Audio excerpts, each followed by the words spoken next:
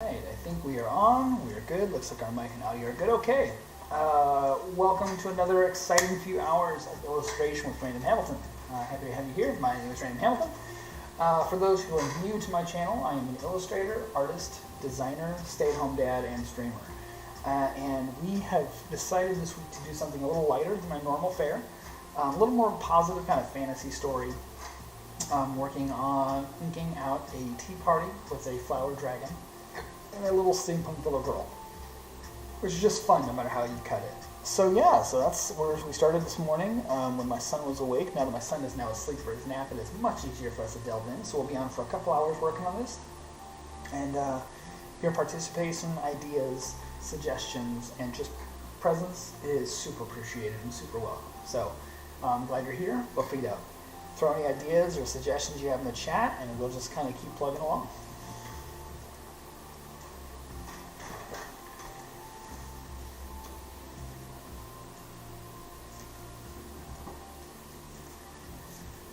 Okay.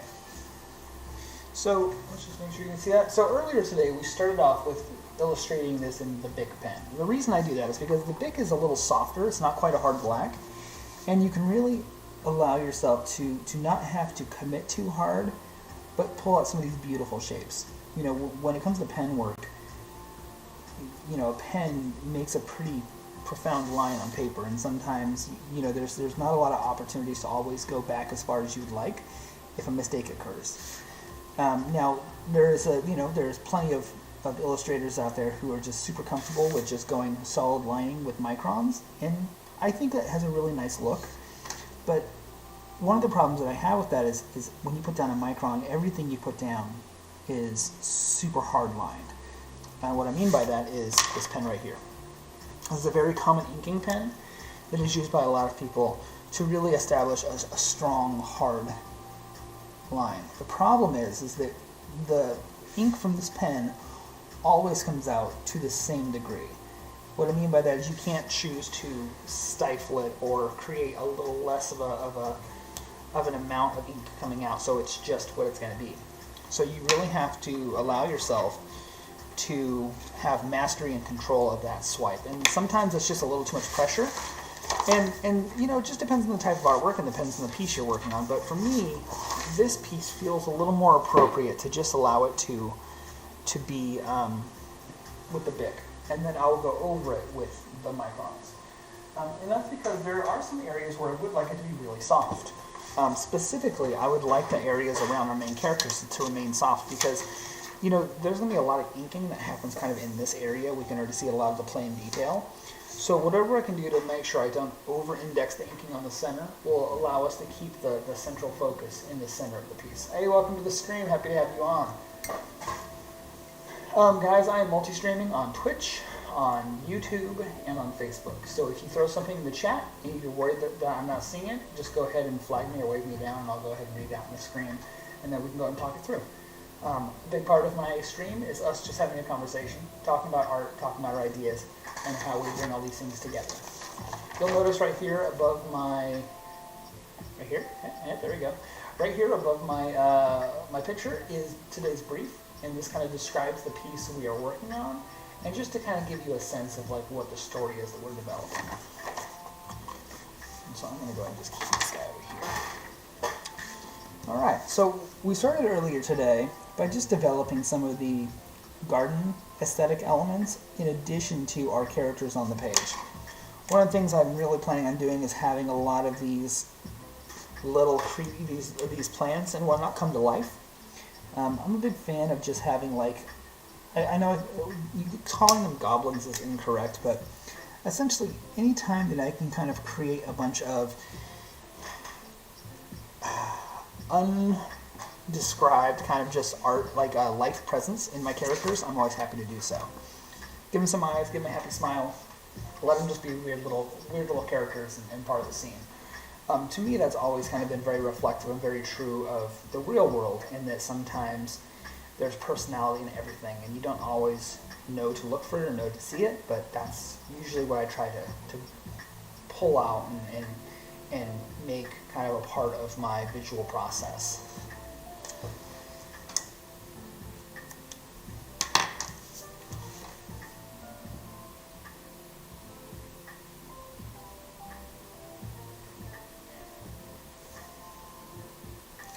Now what you'll notice is, with this specifically, I'm not trying to, be super cautious, and I'm not trying to perfectly make the perfect line. I'm just trying to start describing some of these elements in something a little more than just a really loose scribble. Because that really was my approach to this guy for this sketch, and that's fine. I really wanted to allow the piece to come to life as I worked on it. So there's a reason, there was some real clear intention behind allowing the piece to stay very loose with the drawing. And that's a pretty common thing. If I know I'm going to be inking something, I'll usually try to go in and just leave my pencils light, and then allow the pen to really bring it to life as we go further in the piece. If you just joined the channel, welcome. My name is Brandon Hamilton. I'm an illustrator, artist, stay-at-home dad and streamer, and we are just working on continuing the illustration we started this morning and we carried on from last week. And we're just developing this piece as we go. We're going to do, majority of this is going to be the line work, and then we'll get into our shading later on in the day.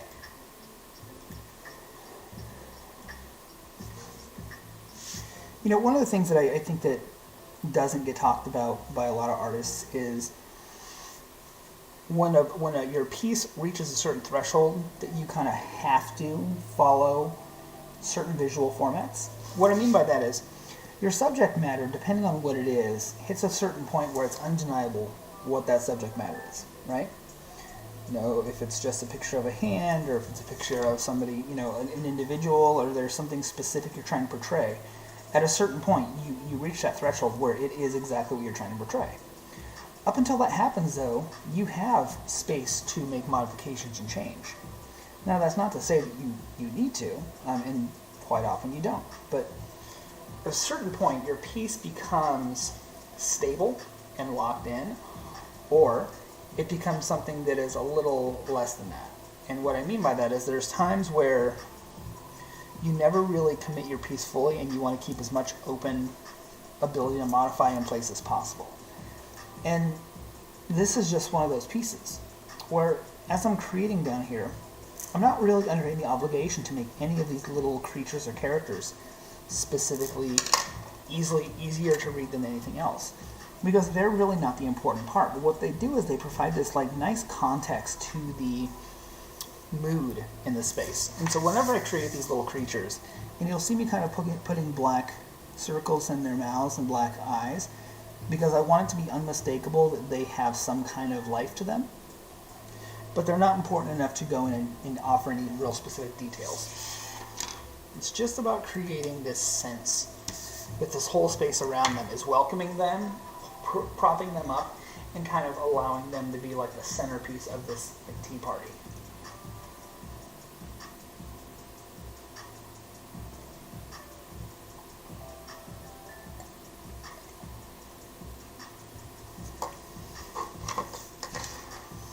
So all I'm going to do is keep just pushing along. We're not going to worry about doing her shoes yet. We'll get to that as well. Now, this isn't always how I'll work. There's times where I'll have a really, really clear picture of exactly what I want to achieve. Whether it's I'm just really feeling the context, or I'm really feeling the subject matter. In this case, this was a combination of requests from my wife to do something a little more positive, because my last couple pieces had been a little bit darker in tone. They were a little more personal reflection pieces that kind of talked about something I was going through, or new journeys I was on with streaming, and those tend to be very honest, and I'm sometimes in a darker place as a human being, as we all are. We have emotional states up and down, and I just find that when I'm creating art, it's easiest for me to reflect those challenged negative states than the positive states always. It's just kind of one of the more limitations of me as a person. Not always the best at sharing all the positive, and I don't overshare the negative, obviously, but when I'm trying to display that through art, it doesn't always come through in the easiest way, for whatever reason that is. So all we're doing is I'm just kind of filling out these open spaces with just like little chunks of ground, little chunks of grass. The stuff that it's not super important, but it's nice because it kind of creates this sense of consistent visualization from left to right. you'll notice that I'm centering a lot of my artwork around the centerpiece because this is the core of the picture. This is the most important part of the scene. And this is where the story occurs. So as soon as I build this part out, I'm going to go ahead and I'm going to start the dragon's head. And now the dragon today, I'm going to go ahead and I'm going to maintain the method we've taken. And that is continuing to do simple line work, doing the structures, doing the outside shapes, doing the outer forms. And then we'll go into delving into the lighting in the scene as we go forward. Right now, though, just trying to think about how these guys are going to come together and how I'm going to just make sure to communicate a lot of this little ground detail that I want to pull in. And again, none of it's important. You know, the piece isn't made or broken by me putting these little grass textures in. What they do is they provide this really nice kind of cute context that, you know, there's just more than just a couple of mushrooms and grass just to be there. They are a personality and a character all their own.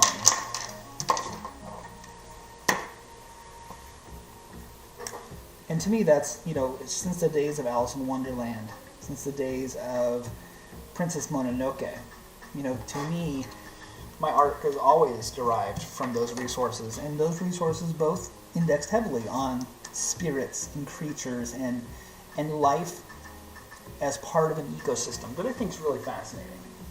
Being able to recognize the personality of an ecosystem, to me, is one more step into ingratiating your viewer into your world. The storytelling process to share the viewer experience, to me, is super interesting and super fun.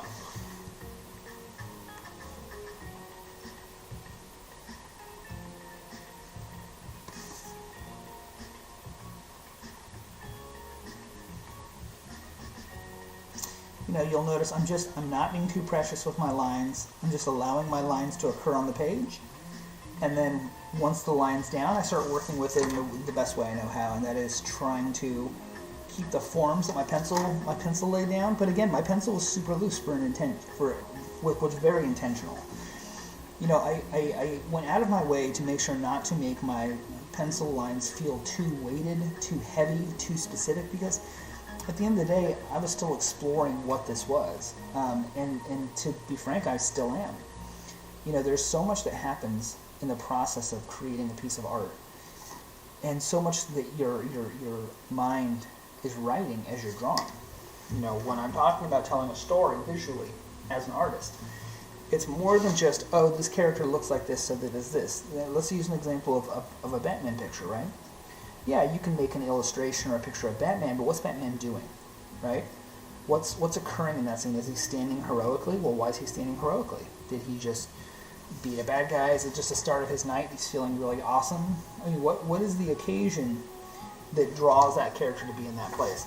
And I don't think that's always a necessary step, but when you take that step, you provide a level of ambience and a level of intention to your viewer that allows them to start getting behind what, who, why, and how this character is. And that's a big element of being an artist and telling stories, is that you have to be able to communicate a story, if not your story. Does that make sense?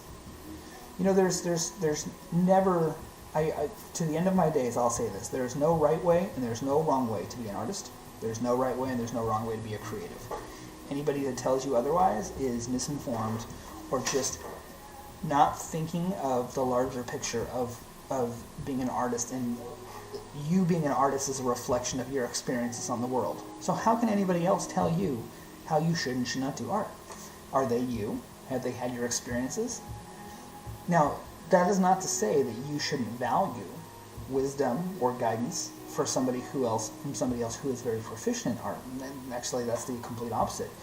You should overvalue the information you get from others in the artist field. I am only the artist I am today because I met so many other artists that were far more exceptional than I am, and I copied the shit out of them. And they willingly, openly shared resources and education and ideas and process.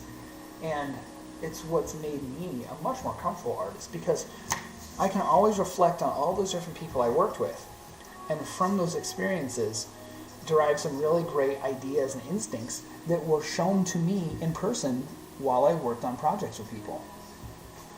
Now, I haven't always had the luxury of working with artists that I've admired, but I've certainly learned that artists aren't so far out of reach that you can't just reach out to them directly and just ask them questions or indicate that you're interested in participating in some way in the future and being involved in it. And that's one of the things I think is really important for young artists to start realizing is that, you know, you look at this artist and you idealize what they do, but at the end of the day, they're just a person who happens to do a skill and they enjoy sharing it out into the world. And if that's how you think about it, then it makes it much more easy to look at somebody and say, I would like to learn how they do this, you know. Now, if you're talking about somebody who's extremely popular, then yeah, maybe they get contacted all the time. Because they get such an overglut of contact not related to art, it makes it hard to break your way through that wall of noise to get to them. But just understand that there's a reason that social media and online platforms have become so popular, because it's really flattened the world out, at least technologically, to where that if there's somebody you really admire online, you can generally find a way to get a hold of them. And when it comes to other artists, this is really the way for yourself to improve. If there's somebody out there that you really admire, reach out to them. Take the time, open that door up, open that conversation, and give yourself the chance to engage with the people that you find the most inspiration from. That's a really good way if there's an art style you are learning. You know, one of my favorite experiences, I happened to run into one of my really, really huge influences when I was at Comic-Con one year. And we ended up just having a conversation, leaning against the wall, talking. You know, it was no big deal.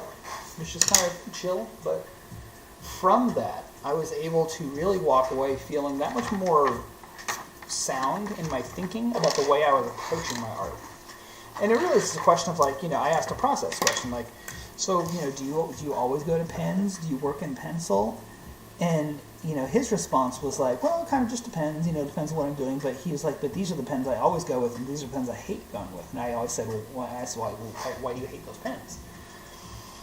And, you know, his reasoning was sound. He was like, you know, I don't have a confident hand with those pens. Whether it's the way they draw or the way they move, I just don't feel like they act how I want them to act.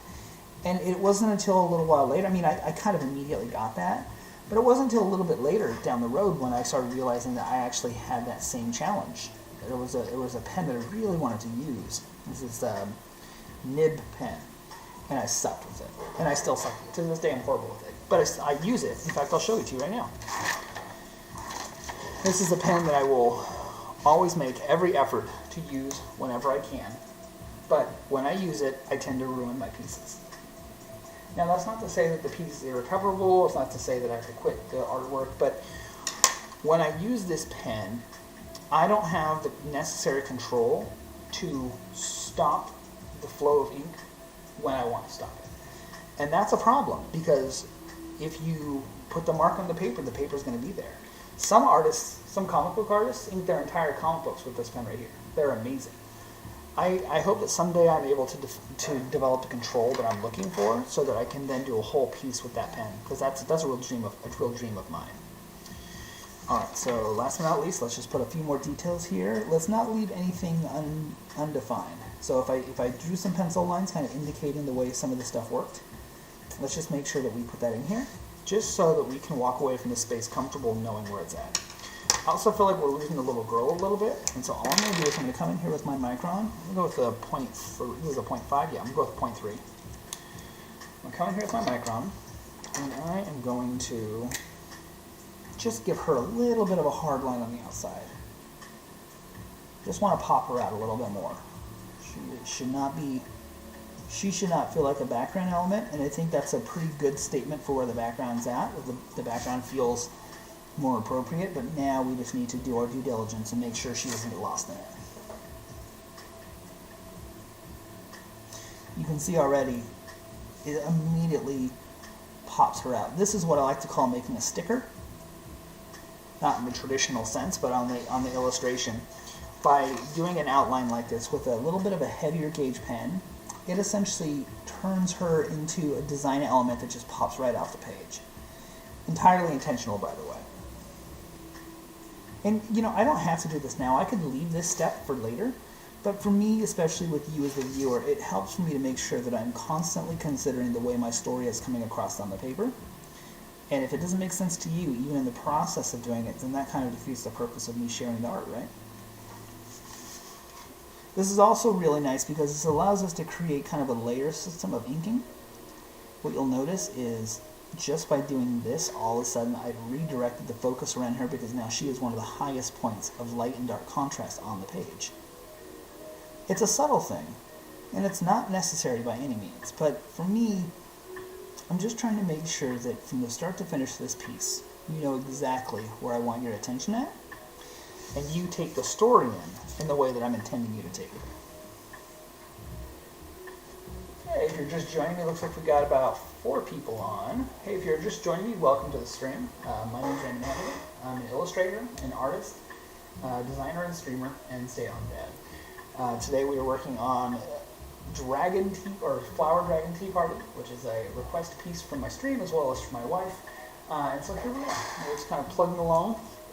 Initially when I was working on this piece, I was kind of convinced that I was just going to take it to do all pencils. But the more I built it, the more I designed it, the more I realized that I didn't feel like the pencil part of it, or at least I didn't feel like I had the pencils, nor the time, nor the patience to do all graphite.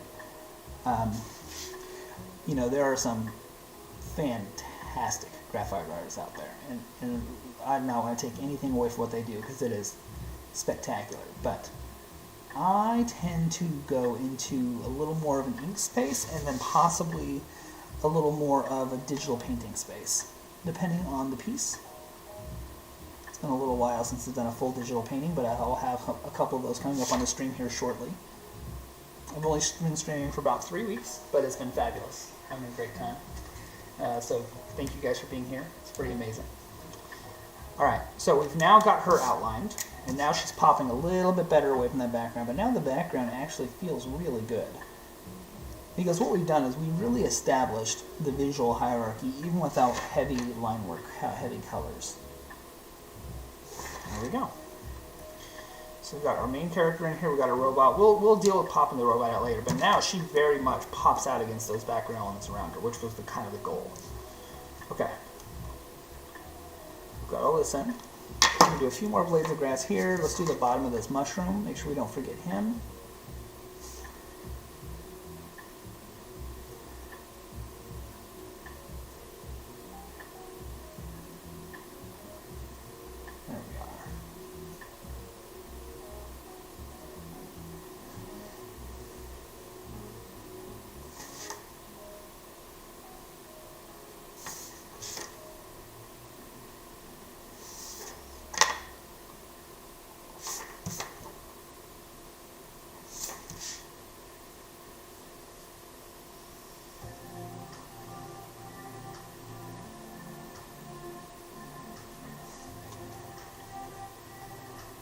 Alright, and we've got a few more things here. A few more extra details. If you're new to the chat, or it's your first time being here, welcome. Glad to have you here. If you would like to, feel free to throw ideas, comments, suggestions in on Facebook, YouTube, or Twitch. I'm on all 3 right now. And I would love to read them out the stream and just kind of start a conversation. Your ideas and your participation are what made this all work and make me feel a lot better about my time. So feel free to contribute however you'd like, and I'd love to have you just be able to engage with you. So yeah. Okay.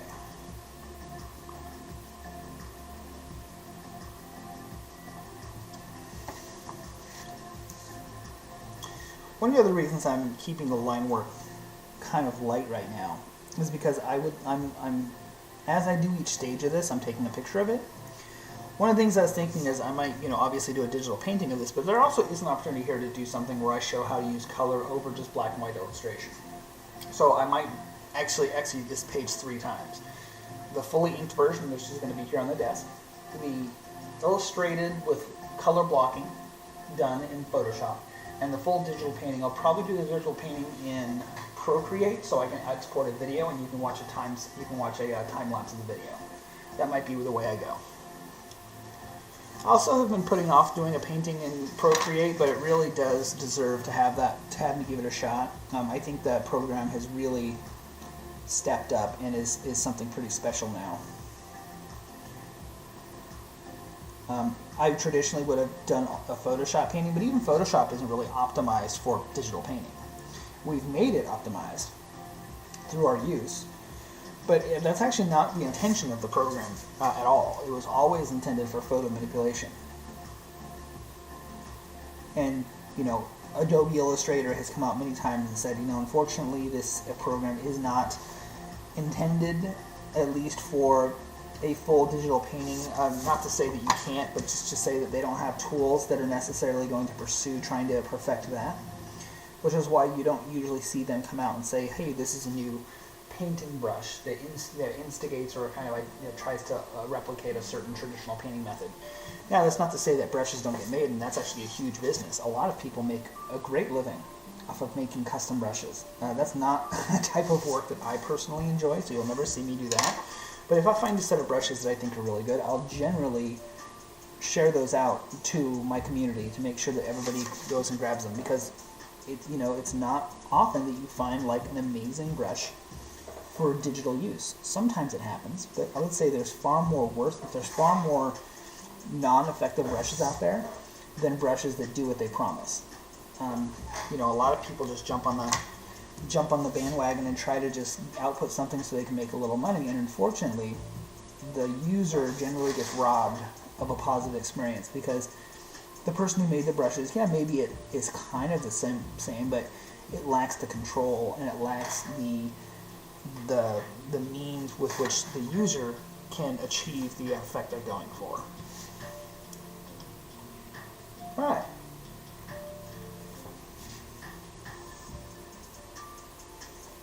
So I'm going to go in here with my eraser, and I'm just going to start pulling out some of this pencil. It's just not that worrisome that it's going to spread. Areas that I haven't drawn on recently. There's a real trick there. Just make sure not to go over areas you've just recently inked, because you will lift the ink right out. Because again, we're not pounding the ink into the paper because we're using a Bic, so we're keeping it fairly light. And so because of that, you have a lot of surface ink that will come right off when you erase, which isn't so much a problem because you still leave enough residue to see the line. It'll just be really faint.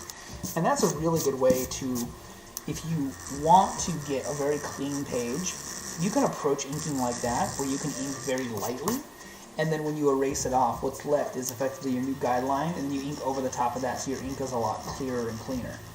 That's certainly a method. It's not necessarily a method that I'll be using today or in this execution, but that's a way you can go about it if you're trying to create a visual cleanliness on your piece. I'm going to extend this eraser a little bit. It's a little low.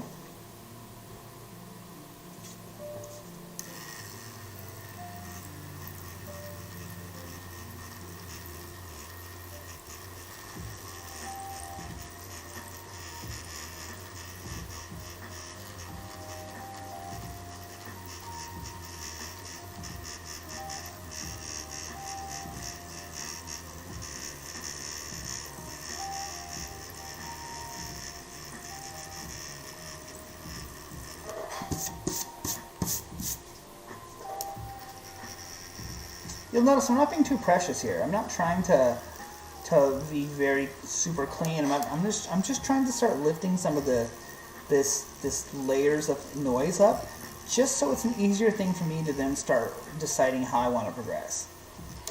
It really is just about trying to slowly but surely provide clarity and information on the page. And sometimes that's a very easy thing to do, and sometimes it's a very hard thing to do.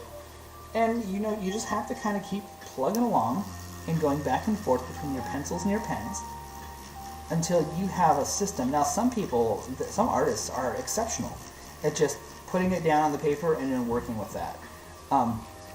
In all of my years, I've never tried to be that artist, and I'm okay with that. I don't need. That's not really kind of my goal. And so I just kind of enjoy the system I have in place. It's a little redundant sometimes, sure, but it gets across what I want to get across. I'm going to hardline this tree Give this tree a little more prominence on its edge. This is what I was talking about, going over it with Bic and then doing a micron line. Because what I've done is I've created a bunch of much softer lines on the inside, and then as soon as you throw this hard line on, all of a sudden that inside detail looks super faint, but it's still a solid pen. But because I've allowed myself to kind of create this visual contrast, when you see that hard outline, you then look at those inside lines and they feel much more tonal, softer. They're much more about the story of that object.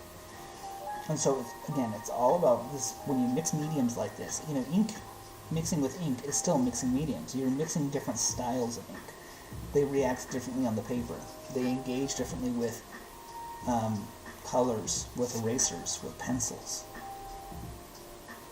Now, in this case, I'm going for something that's clearly a little more cartoony, a little more fantasy. And so because of that, I'm not too worried about overdoing it or going too hard in one area, because this is a big piece and there's going to be a lot of different ink on this. Eventually, these hard lines you're seeing that I'm putting in, you're not going to notice them. They're themselves going to get pushed back and feel almost secondary. There we go. So just like that, just by that process, by popping that limb out, we really do create a much stronger contrast to the background behind it, and that's kind of the goal that we're going for there.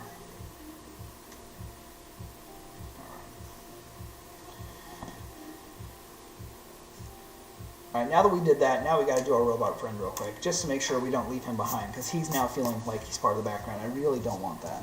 He is a very important piece of this whole image. Earlier we did the shoe, and we did kind of the outer sole, so to speak, of the robot's foot, but robots obviously don't have soles because they don't need to design for comfort, and that's what a sole is for. Soles are to define comfort. But what we do is we do that kind of sole shape so that it's a recognizable form to the eye. So that when you see it, you go, oh, obviously that's how that shoe works. I'm trying to take all the thinking out of it for you, and just to give you as many answers up front as possible. What you'll also notice is because I use that softer pen, now that I'm coming here with the micron, you don't for a second have to wonder which is more important, because you know where his foot connects, you know where his shoe connects. You can see there's clearly like a little shaped bump out by the knee. And this kind of validates some of those earlier decisions we made about what we were going to do as far as highlighting him. What are the elements that make him look more like the robot he's supposed to be? And this is just kind of fundamental illustration tricks. Line thickness is your greatest tool to define importance. So if a character needs to stand out, you give them a thick line. If an object needs to look very prominent, let's say there's a specific place on the page where you want somebody to look, you give that line a real thick, solid outline. This is the kind of stuff that we use in animation to start defining where the eye is supposed to go, because when we're talking about creating the story visually, we're telling stories and we're trying to make sure that you clearly as a viewer know where I want you to look. And you'll hear me talk about that quite often. I feel like that's a very, very important thing that a lot of people just don't understand when it comes to illustration. Like, it doesn't matter how good of a drawer you are, or how good of an artist you are, if you don't know how to properly highlight your image, people aren't going to consume the image in the way you want them to. When you're creating art, you're generally telling a story.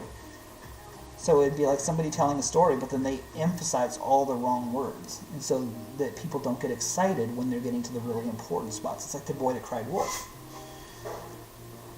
It's about not overdoing it with those really intense elements and really giving the viewer a rest, and then letting a slow buildup of anxiety, a slow buildup of ideas, a slow buildup of pressure. So and finally, when you do introduce that to the story, it's profound, it's heavy, it's intense, it has a lot of oomph. You'll also notice that my lines, by going over the top of the lines I've already established, I'm actually having a really easy time, quote-unquote, staying in the lines, because I already laid down a channel for the pen. And even though it's a very subtle, low-profile channel on the paper is indented by my pen works. it's kind of, it moves with me. And so just by making sure that I follow the lines I've already laid down, my pen doesn't have to fight and make a new line. It's actually really comfortable just staying in the guidelines I've already laid down. Last but not least, we're going to go ahead and give the top of the brim a very nice line. There we go. And then I'm going to go ahead and just pop out his eye hole. Now his eyes are not going to go black. I want his eyes to be backlit, probably like maybe like a blue or green. Could be cool. But I am locking in some important facial elements. There we go. Let's go ahead and give one more hard line on the undercarriage here. It's where those two connect. Okay. All right. And I think we are much better off now at demonstrating our center story here. Yeah, we're feeling good. Okay. Let's keep pushing. I'm going to start on the dragon's face with the Bic, but when we get down here, we're going to go all micron. So keep that in mind. Just plan for that.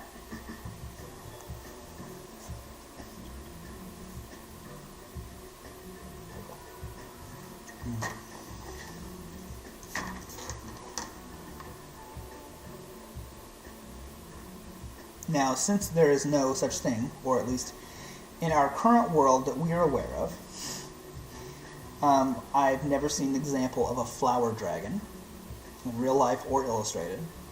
We're kind of in unknown territory, and that's okay. That's actually really fun, because it means that we really get to kind of play and just be very free with what we're putting down. You know, is there nicks? Is there bumps? Is there jumps? There's so many opportunities for us to do kind of fun little things, and who's to say if it's right or wrong? In this case, this flower dragon that I've made, his head is actually coming out of the center of a flower. So almost like he is the center of the bloom, and the flower bloomed around his neck. I kind of took the idea from lizards in the wild who will like lift up the flaps and then like, you know, kind of a Jurassic Park. I love the idea of the flower actually having a function. So maybe when he's trying to be intimidating, he gets up real tall, and that opens up, and it's like a really wide flower, and it's all red on the inside. So that when he like is trying to be intimidating, he's got this huge cloak of red around him, almost like a lion's mane. That'd be really intimidating in nature. So that was kind of the idea. And that's one of the things I always try to do is, if I'm going to put a piece on a creature or a character, what's the point? What's it doing? What's it accomplishing by my inclusion in it? Is it just to look cool? Well, that's great, but in nature, generally if something looks really cool on an animal, it usually has a function. I think that's a really good way to think about working on anything that is not bipedal or human, or even if it is bipedal, making an alien or a creature, thinking about that function aspect, right? Because nature is really specific. You know, look at okay, here's a great example. Look at a vulture, okay? Why is a vulture bald? Well, a good deal of it is so they can stick their head into a carcass and eat, and then pull it out, and not have to have like dig out all that extra crap on their neck and on their feathers. Everything has a purpose when we talk about designing for creatures or for monsters. So even if you haven't fully resolved on what that purpose is, just be thinking about that. That's a very important step in doing good creature design, is making some decisions on exactly what this creature is all about. So the eye is a really important spot. And the reason I'm starting at the eye is because I'm really trying to make sure that the focus is going down to her. I also don't want the eye to be scary, right?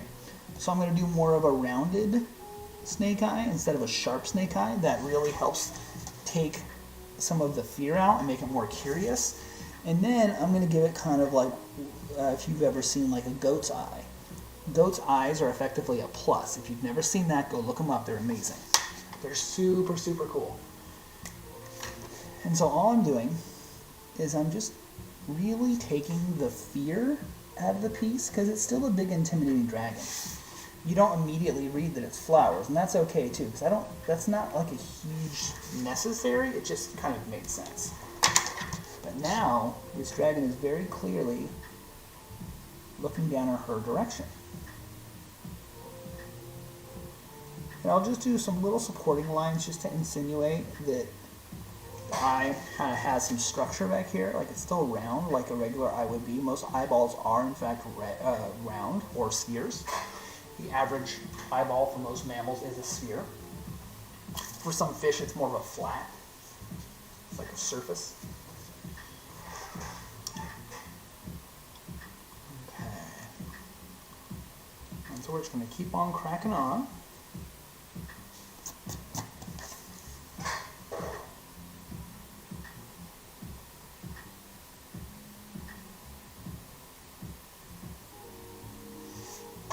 Okay.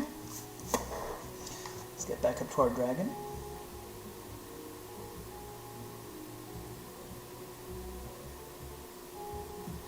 Now these little creases and these little nicks and these little things, to me this stuff is not super duper important, but it is important in the context that it provides a sense of the way that the structure of the dragon and the face work, right? So I have his mouth being super long, almost like a snake's.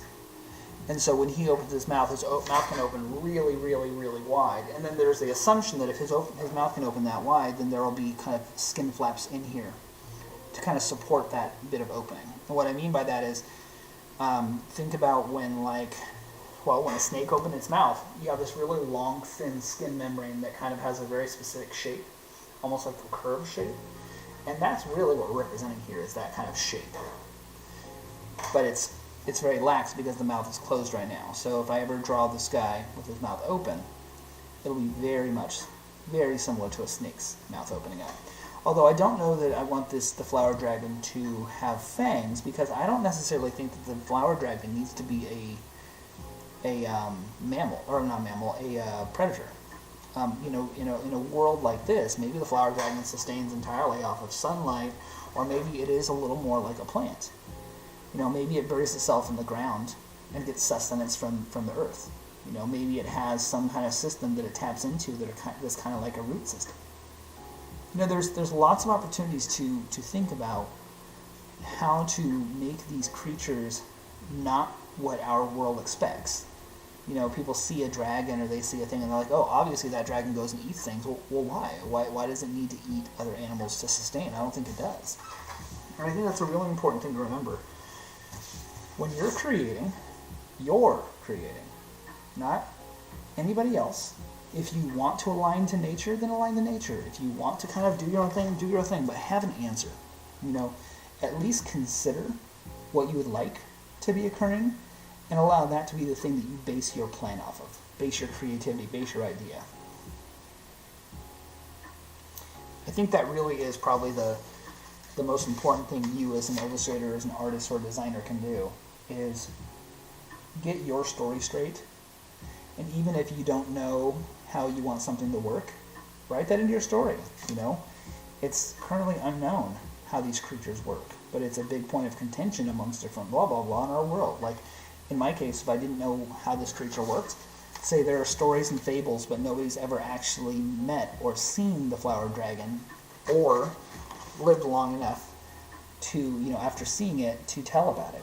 So there's also all of a sudden this misconception that the flower dragon is evil because nobody survived after seeing one, right? Well, maybe this forest that you're in is extremely dangerous, and the flower dragon is not able to save people, or perhaps when they go see it, it goes to another world. So of course they wouldn't. So there's all these things you can dream up and put into your stories that kind of start giving context and understanding and justification behind the way your world works.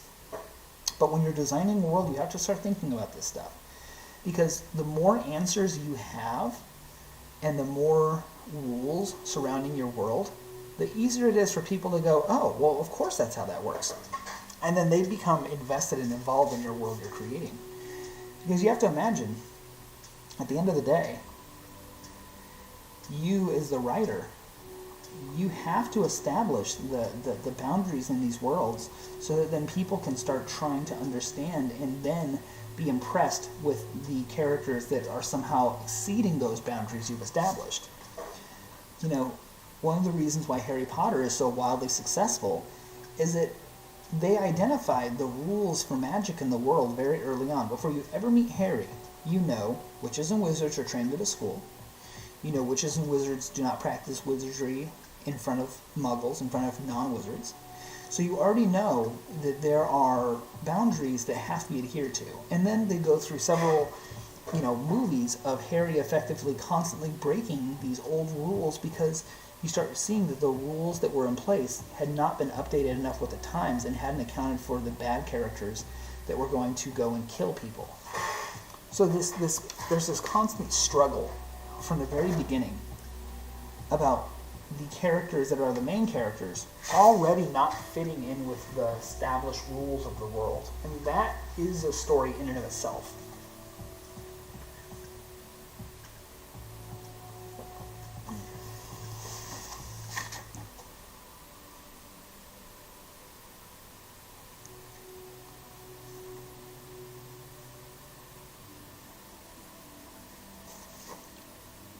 All we're doing is we're getting our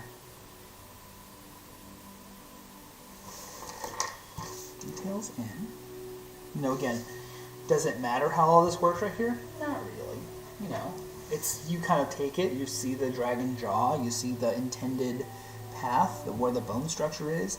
I can certainly highlight that. I can give that a little bit of a darker line, just so it's understood that underneath that line, the kind of jaw goes further down.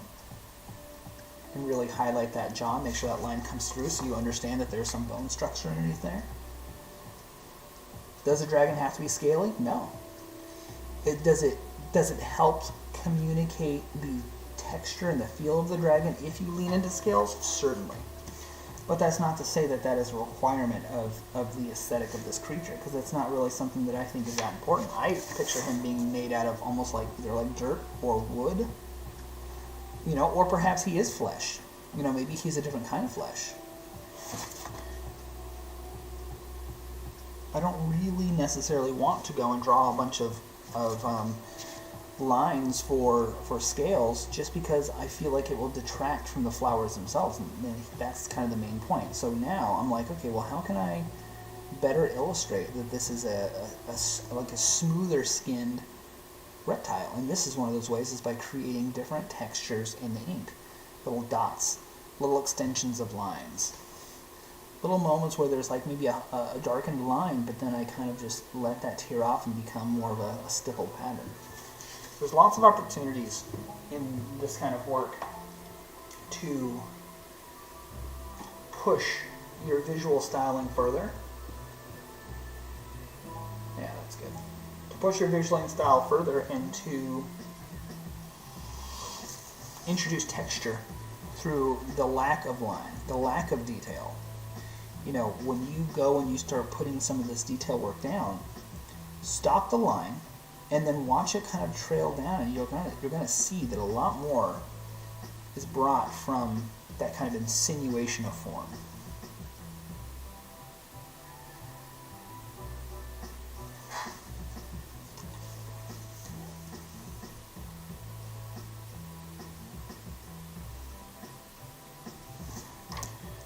Almost like the idea of those like little leaves that kind of like almost like stray hairs kind of hanging down, which I kind of find interesting.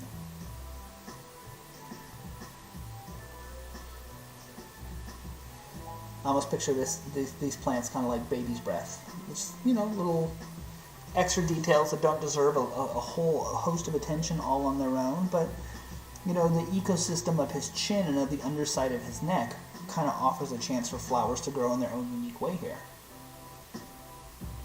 And that's before we kind of break into the larger flower forms that make up the kind of form that goes around his head.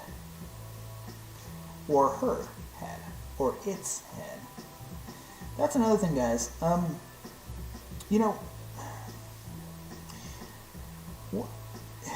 do I say this?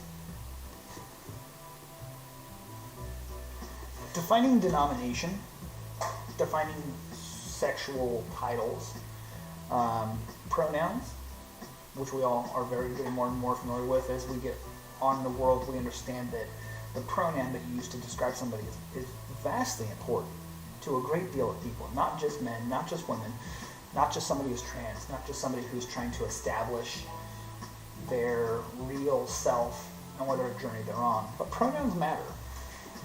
And even when we're describing a creature like a dragon here, the pronoun that we use doesn't so much define good or bad, but the way we define the pronoun should also then be the guide for how we talk about the character and how we leverage the character and how we think about the character. Now that's not to say that you can't call him and then have him predominantly pink and purple, right? We're not trying to align to old stereotypes that really don't have any place in the world these days. But just understand that what you say and how you title a character has an effect on people. And if it's something if I make something that's really scary or disgusting, and then I'm like, oh, it's totally a girl, or it's totally a female, or it's totally just have a clear picture on why that is, because at some point you may run across somebody who is not necessarily offended, but maybe doesn't understand your reasoning or your thinking, and that is a great deal about how somebody takes you in as an artist. So much from my work is defined by my childhood. I don't necessarily need to talk about that, and I don't think that's really warranted on this kind of stream. But try as I might, as much as you as an adult, try to steer away from your experiences of childhood and try to, your life is your own and do your own thing. We are what we are, and we are where we come from. And our childhood inevitably defines a great deal of us as adults. Your art's no different. Your art will respond and come together based off of the experiences you held in life. And that's not necessarily a good thing, and that's not necessarily a bad thing, but it's something that you have to acknowledge and something you have to kind of work on understanding and appreciating and working through. Now, this goes back to that conversation we just had, though, about the titles and the gender tags and the pronouns you use with your characters that you make. Because a lot of the biases that we have are from childhood. A lot of them aren't earned. They're from just old ways of thinking. Families tend to hold on to some pretty unfortunate bad habits that we kind of hope that society will work us out of, but that isn't always the case. And when you put your art out there in the world, you're opening the door for people to come in and see where you come from. Just inevitably, the way it works with sharing your artwork out there is you're sharing a part of yourself. As an artist, your perspective, your point of view, unfortunately often comes through in the most unmitigated fashion. And for some people, that's a real disappointment when they get to see a little more about you than they don't necessarily like that. Or vice versa, if they see your work and they don't see that, that can actually drive people away too, because they're not seeing authenticity.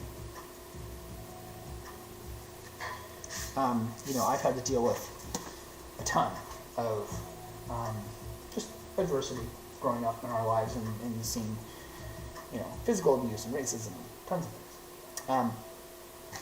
And so in today's day and age, I really strive to put out the clearest, honest piece of work that I possibly can to communicate the message I want to get through. Now, I can't always say that that's kumbaya. I can't always say it's super positive. Sometimes the message is something that I'm just dealing with and I have to work through, and so I've decided to allow it to be present in my art. And, maybe somebody won't ever get the full story. Maybe they'll never fully understand what I was trying to work through, and that's okay too. That's the beauty of being an artist. I don't have to say everything. I can just make it, show it. If you like it, if you're down with it, then cool. Alright, this is kind of coming along really nicely. So, for those of you who are just joining us, welcome. My name is Brandon Hamilton. I'm an illustrator, artist, designer, stay-at-home dad, and streamer. And today we are continuing our work on the Flower Dragon Tea Party. This is a piece that was required by my stream, or was requested by my stream, as well as some suggestions from my wife, who was very helpful in kind of pulling this idea together. It's just not my normal style, but that's okay. It's fun. It's fun to explore. It's fun to have fun. So we're just kind of pushing along. Just so you have context, eventually we're going to actually clip this frame, and this piece is going to be inside of another drawing that I'm going to be making where I'm going to be illustrating a really beautiful frame, like a Victorian frame. So eventually I'll Photoshop this guy underneath that frame illustration, and that'll be the final version. I kind of want to do a series of these in frames to see if I can explore the idea of doing specifically some artwork, or finding a frame and then doing artwork to better fit that frame, things like that. So ideas on the horizon. But if you're just joining the stream, welcome to the stream. Happy to have you here.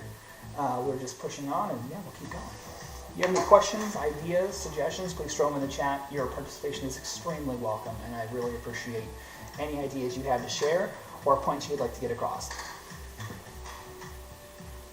All right, so let's go ahead and keep pushing on this guy. For those of you who are in my morning stream, my son is awake for the morning stream because I stream from 11 to 1. And it's a little more, a little more chatty because I can't truly focus on the artwork. I have to always kind of keep one ear and one eye out for him, otherwise something gets broken or he gets hurt. Because he's 2.5, and that's what 2.5-year-olds do. He is currently loving climbing and jumping off the couch, and trying to keep him from doing that into the hardwood floors is the challenge of the day currently.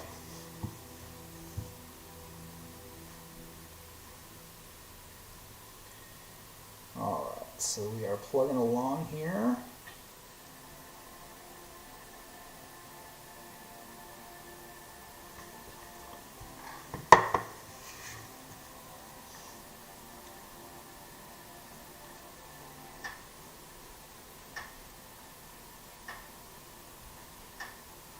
Alright, and we are just going to pull this. Now, one thing you'll notice with these petals, I'm not going to have these petals just disappear. Like, you see sort of some lines, I'll take them and then just kind of let them fall off. And that's to insinuate that at some point that line kind of blends into the surface it's touching. I actually want each of these petals to indicate that they are literally just overlapping.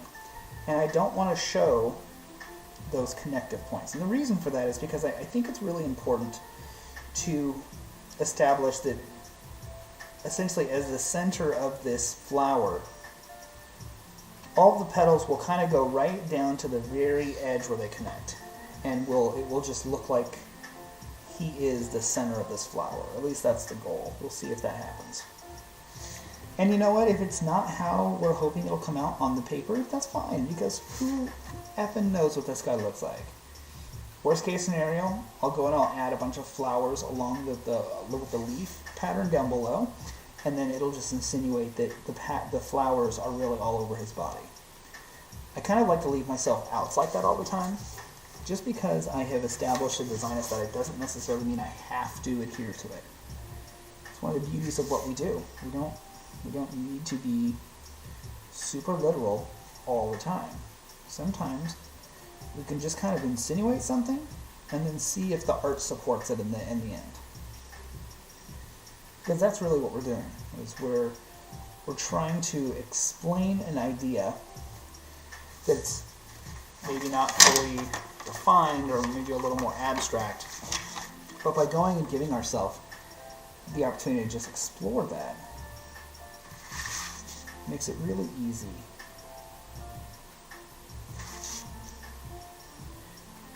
There we go. I'm just going to pull that down. Alright, I'm feeling that. I like that. Yeah, so just, keep that in mind. There's just no right way or wrong way to do it. Just make sure that you have a plan for how you want your lines to communicate your design. And that's all that what I've just described really is. I've decided that when it comes to this design, I really want to make sure that every petal holds as much importance as every other petal. And so by doing that, I make sure not to abandon the line before it is at its conclusion. And I make sure that no petal looks like it's just kind of like tacked in there because it just was, I just needed to fill a spot. If that's the case, then I haven't fully followed through with what my design intent was. So it really is about making sure that every single petal here looks like it's a very important petal. And that assigning of importance is actually a really big key when it comes to crafting your story on the page. because a great deal of what we have to do is try to just make sure that what we're communicating physically on the paper is reading from a distance. You know, because again, this is step one of, I don't know how many, it depends on which way we develop this piece. You know, like I said, there's a chance that I might go to all three styles of illustration on this. So one will be color illustration or color blocking over the line work. One will be full pens, which is what we'll be doing here. And then one's a full digital painting in Procreate, using the sketch as a basis to paint. And I think that might be a really great way to approach demonstrating this. I also think there's another thing that really is cool about exploring your style. If you ever have a picture like this where it kind of comes together and you're really happy with it, if you get to kind of a point where it's like halfway done, stop and make a duplicate of it and then start redrawing it from scratch and try doing it in a slightly different style. What you'll notice is you will find bridges and kind of in-betweens. Alright, back to it.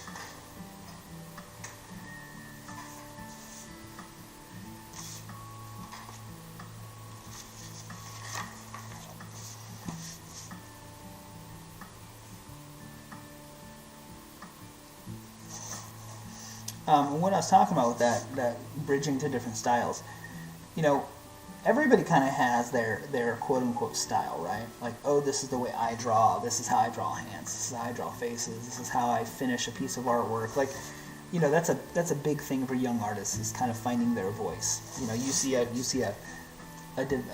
Michelangelo or you see a Van Gogh, and you're like, oh, well, Van Gogh clearly had a style. Well, yeah, Van Gogh developed a style over time, but Van Gogh was a masterful painter. He did some really beautiful portraiture before he ever kind of found his initial voice. And I would say that's true of most of the great painters in history. They only kind of said F you to the system and kind of pursued their own visual style once they kind of mastered, or at least immersed themselves in the fundamentals of art and painting. You know, I've never become a painter partially because I've never had the access to the materials, the cost, the space to work, the space to dry my paint. I've pursued that idea before, and maybe someday I will again. You know, it's not totally off limits to me, but it's not something that I've made. I can't say I've actually ever made a full painting that then went into like a gallery, which for me is a big metric for accounting it as a part of what I do. Have I taken this method of visualization to gallery or to somewhere I got paid? Is usually the way. If I say, yeah, I do this, or no, I don't do this, is based off that. Alright, we are coming up on 5 o'clock, not bad. We've been going for about an hour. Looks like we got some pretty good stuff here done. We outlined her, we outlined the tree, we started laying this guy in, so we're still kind of plugging along here.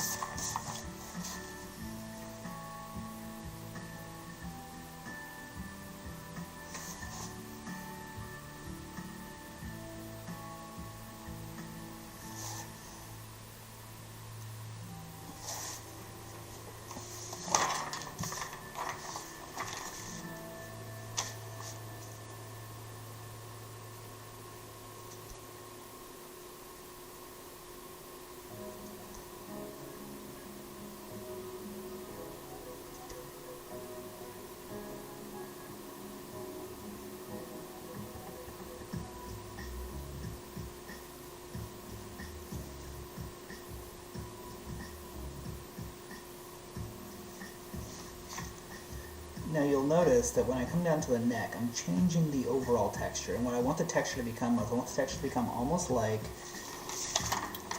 the sides of a pine cone, but not as sharp.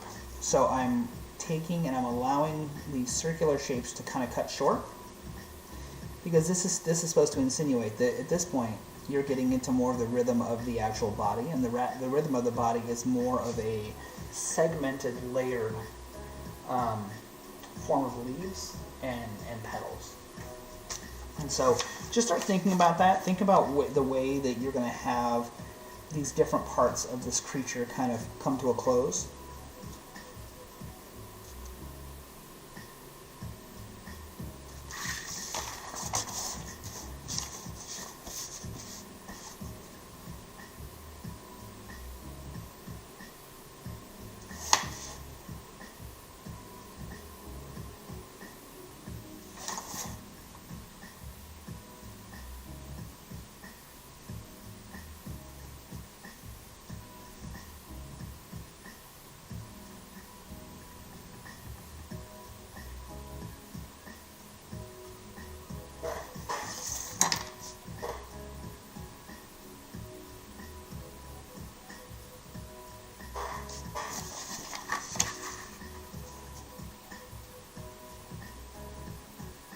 You'll notice that when I'm pulling the lines with this big pen, I'm not trying to do a single strong line. That that certainly is a way to approach it, but for me it just feels like that isn't representative of what I want to get out of the Bic.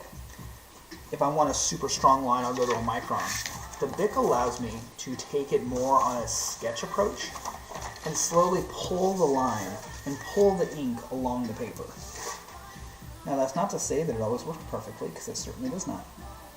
But I do think it creates kind of a nice flow.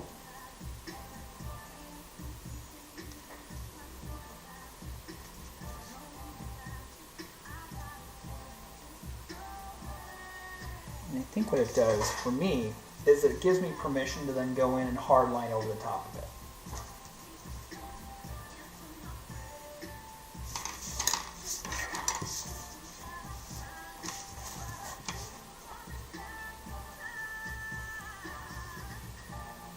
Again, you'll notice that I'm not abandoning any of these lines. I'm making sure every single line kind of closes off. Does it matter if some of the lines are a little shaky? Not really. None of these lines are so precious that they need to be perfect, because all of these lines are part of a greater tapestry. And at the end of the day, in all three of the methods I've talked about finishing this piece, and I think I may finish it in all three ways, it really does behoove us to just think about the whole picture and not individual lines. If you think about individual lines, you can get really bogged down, and it can threaten your completion of the project, or in this case, the piece. So much of completing a piece of artwork is allowing yourself the grace to just move on from a spot that doesn't happen, it doesn't work. Mistakes happen on every piece. Ask any artist out there. There's something unplanned, there's something unexpected, there's something unwanted, always. And if you can just give yourself the grace to let the art be what it's going to be, and don't worry, it really does go a long way to allowing you to kind of fulfill and succeed in this kind of visual exploration.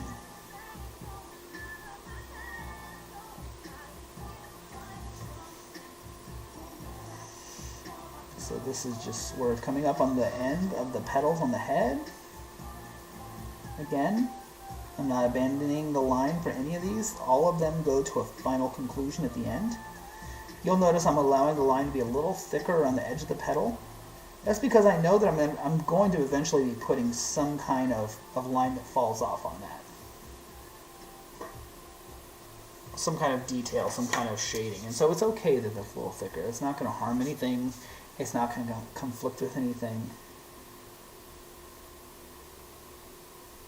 Now here, this smaller line that I just made, this is going to meld into the space around the face. So this isn't a fully fledged petal. You'll notice it's a lot smaller. What it allows me to do is it allows me to start kind of communicating the way this all kind of resolves around his neck. Now, I don't necessarily want to insinuate that there's any kind of circular quality there, but I do want to almost bring like wood grain and kind of insinuate that there is furtherment of these lines as a means to spread that story out.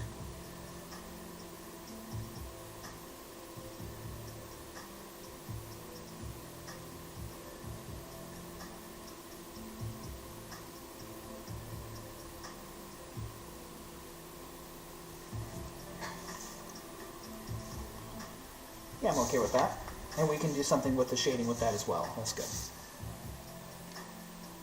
Again, nobody's really ever seen a flower dragon, so we are given a little bit of extra license to play and to craft the structure around the head to really whatever the hell we want. It's ours to create. So who's to say what it should and shouldn't be? I mean, really us, but even then, if somebody else has another idea about the way their flower dragon looks, we certainly can't weigh in as some kind of expert just because we've drawn one. Everybody's worlds and everybody's ideas and everybody's place when it comes to sharing and expressing their creativity is their own world to explore, you know, and we as individuals, all we can do is be along for the ride. We don't have the right, we don't have the space, we don't have the justification to then try and go and feel that our point of view or our perspective is the right way, quote unquote. It's just a really old and bad way of thinking, to be perfectly honest.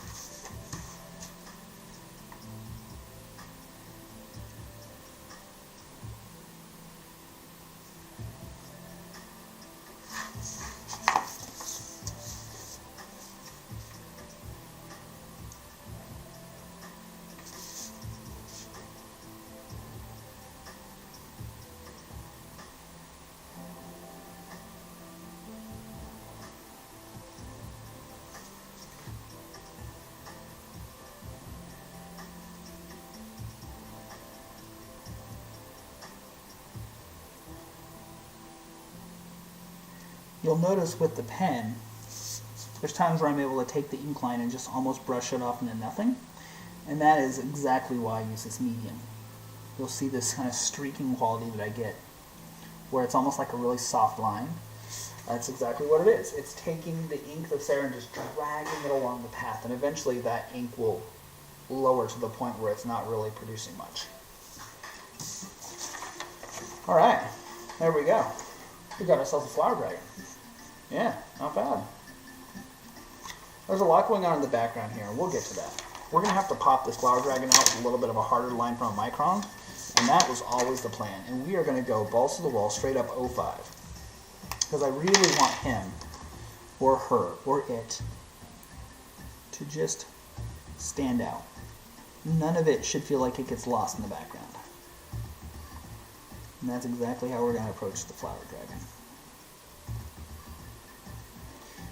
I think tonight's post for tomorrow will be an open invitation for any artist that wants to see these lines to take it and run with it. You can see if you can view this line work, you can go ahead and download the full resolution scan. And let's open the license up. Let's let everybody who wants to draw on this to their full comfort. They don't have to title it as Ode to Me. I don't really care if they take it and say it's theirs. But let's see if we can get some people kind of contributing, and maybe they'll just share their ideas back. That'd be kind of a fun exercise to do, is to see other artists' interpretation of this piece. If they like it. If they don't, then they won't make anything. But that's a pretty fun thing to do, is allow other artists who take it, who see it and say, oh, that's really inspirational. Let them run with it. Let's see what they do. I don't necessarily think I can make all of my art like that, because there's certainly some pieces that I do want to hold on to that are mine, but I do think that it would be nice if there's a series where we could kind of almost give it out like a coloring book, and then say, hey, here's the free color page, take this and color it and do with it what you will. But I mean, it'd be a really great way for us to be able to help develop our own personal ideas from some of the contributions to the artwork that we'll see from a result like that.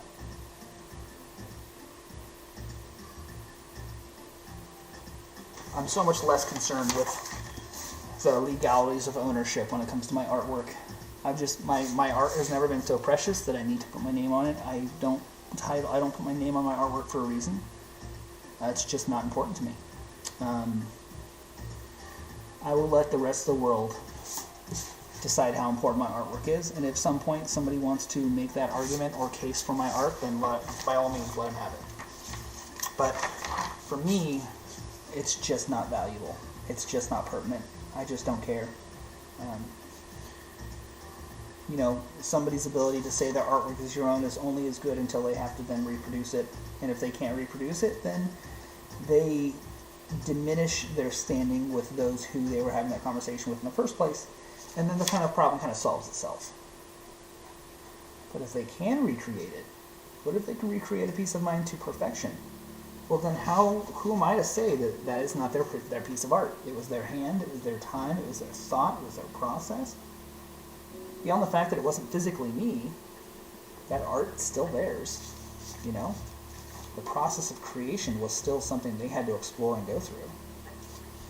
So yeah, I guess in that case, the art is theirs.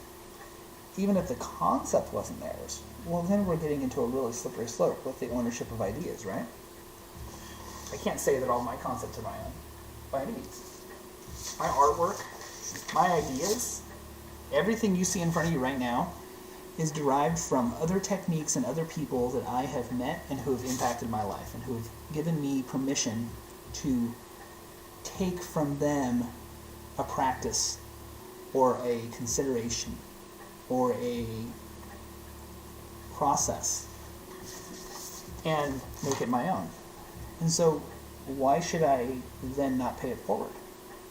Why should I not encourage and host and really cherish an ecosystem of just that kind of occasion? So that's what we're going to do. That's what I'm going to do. I'm going to continue to try to make my art be something that is as accessible and shared in the world as possible. And if that means taking my name off it, putting it up and saying, if you see this and you want to work on this, you want to paint this, you want to draw on this, you want to develop this further, run with it. Do it. Take it. Go. Make this yours. I think that's what we'll do. Actually, I think I'm going to make that post tonight. Let's do that. Let's make this as open source as possible. This art is your art. If you take it and do anything to it, it's yours. Congratulations. Do something with it. Let's make that happen. I think that it will surprise some people, but I think it also may encourage some people to maybe open their mindset up a little bit when it comes to how to be a better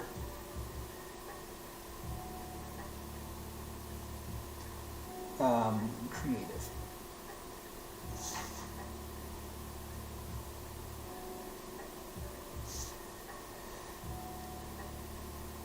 This is almost like a Monster Hunter style of kind of creating this sense of like ease.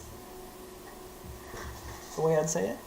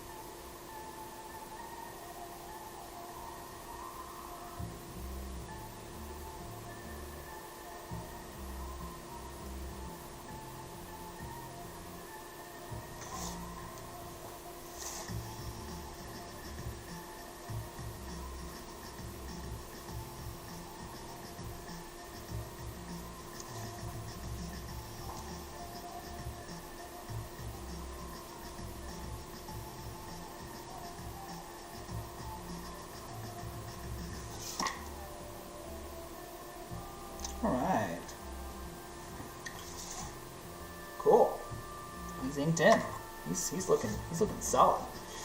Something I do want to do is for these interior leaves that kind of do border around the head, I just want to give them a little bit of an increase in thickness around this edge. So I really want to kind of create a, you know what, we need to put one more here.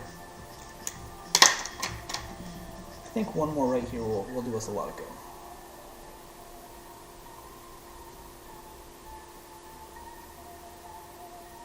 There we go. Yeah, it's much better. Much better. Okay, so let's go ahead and increase this guy's line. And you'll notice I'm using the Micron 0.5. I'm not trying to pull a thin line. I'm trying to actually pull thickness in. So by creating these kind of moments of thick to thin, we're telling a story of height and importance.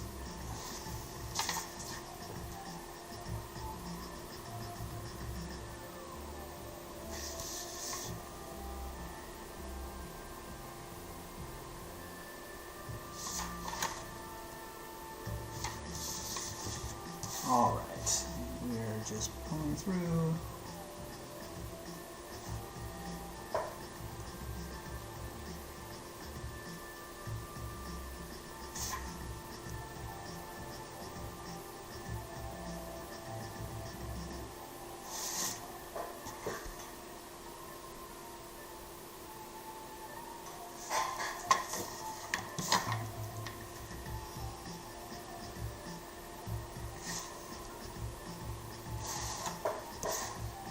Now you'll notice I'm not too worried about this line kind of going into the inside leaves. And even though if you try to follow that line, it stops short of that thickness, it's actually not that big of a deal because your eye is not trying to follow the thickness of that line. Your eye is looking for thickness to define the importance of borders. That's why we went and lined our little steampunk girl, so we can make sure that it was very clear that she was an important kind of standout piece. And the same can be true of these flowers, because these are supposed to be the outer flowers, and then his or its head, or her head, the dragon's head, is poking out the center of these petals.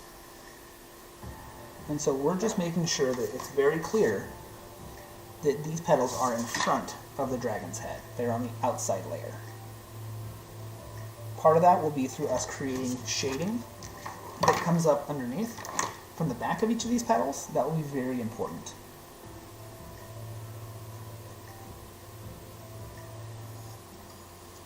Just like that. Just like that. Beautiful.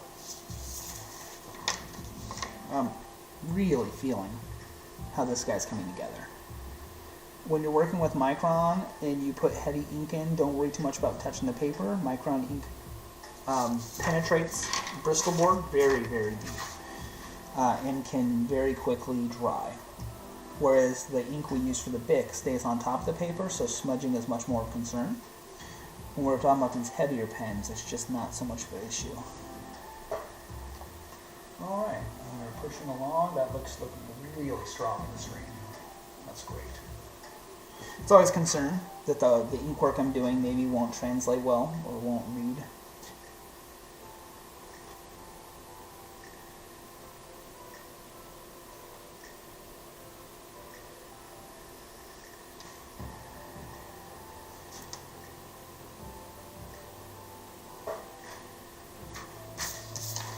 All right.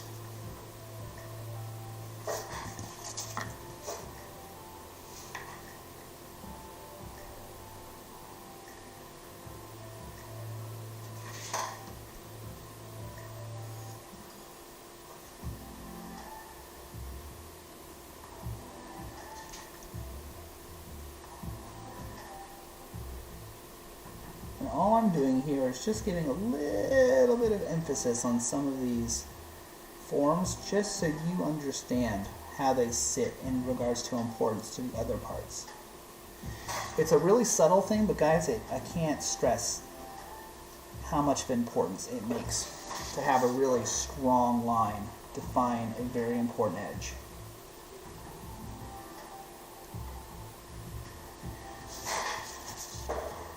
And it's really just as simple as that, you know? It's all about communicating importance via the quality of the line. God, I can't believe how dark it's gotten already. It's what, 5:30, and it's getting low light outside. It's kind of surprising. Okay, so we've spent enough time here on these. We've done enough of this cleanup from the Micron that I think we can pretty comfortably start coming and pulling just a little bit of this extra noise out. We're not trying to fully clean this up. We're not trying to get rid of all the pencil. That's not the goal. The goal is just to make sure that as we start laying down more pen, we start clarifying the different details present in this piece. And I just need to upgrade my little eraser here. In fact, maybe I'll put a new one in. No, maybe I'll put one underneath it. Yeah, let's do that. No, wait, that's gonna be too tall too. Shit. All right, we'll just live with the fact that it's kind of short. Whatever. If you are unfamiliar with an electric eraser, it is not your first step to erasing. Your first step to erasing generally should be just a standard eraser where you can control the flow with your hand. An electric eraser is really helpful when you're trying to lift pencil out of paper, but before you know it, if you're not careful, you can actually damage the paper. Because you only have so much friction before the friction starts actually pulling up the layers of paper underneath the pencil. So you just have to be very cautious, you know, take your time. There's no rush. You don't see me trying to be quick about this process. I've been working on this piece for probably 6 hours now, 6.5 hours now. And, we'll get through it. But take the time to do your erasing right. Take the time to clarify the most important pieces. Give yourself as much room to play with it as possible. I think I already have to change the battery in this thing. It's crazy, I just got it. It's like 15 bucks. It's probably why it's actually not working great. It's only 15 bucks. Eventually I'll have to actually go and drop the money on one that's actually a little more prominent and expensive, but we'll cross that bridge when we need to. I don't think there's any real advantage to using it on the side or using it straight down. I like to avoid the idea of cutting the paper with the side of the metal, so, I'll tend to go straight down, but that's not necessarily a requirement. That's just kind of how I choose to operate. It's also how comfortable I am with how I hold a pen in my hand. I hold a pen kind of like this.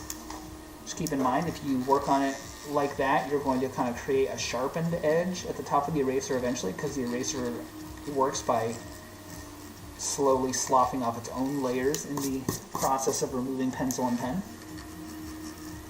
So just be mindful of the way you're using your tools, and that way they always work in an expected manner. It may not work how you want it to work perfectly. You may not get the exact results on the page that you're hoping for, but at least you can kind of define and work within what your understanding of how it should be working.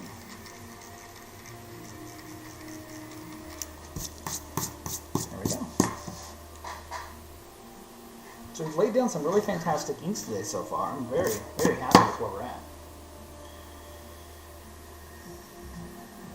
Yeah, not so bad. Alright, if you don't mind, I would love to go get a refresh on coffee, get some water. So if you give me 5 minutes, I'm going to just put it to a temporary break, and I'll be right back with you guys. Thank you very much. Talk to you in a bit.